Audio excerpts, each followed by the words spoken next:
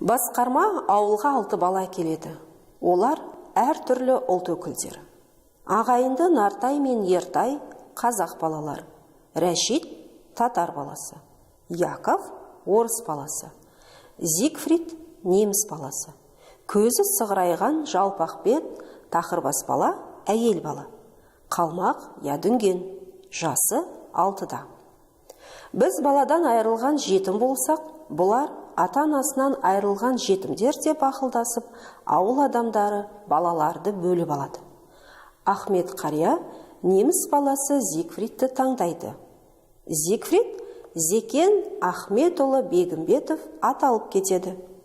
Зигфрид ақылды жігіт болып өседі. Өсе келе арманына қарай қадам басып, бас зоотехник болады. Бір күні ауылға тілші келіпті. Тілші соғыс кезінде бастан кешкен қиыншылықтар туралы деректер жинап жүреді екен. Зигфридтің тілшіге берген сұхбатында: «Қазір бәріміз бір өзеннің арнасы, бір атаның баласымыз, бір семьяның мүшесі, бір ұлыстың ұлымыз» деген екен.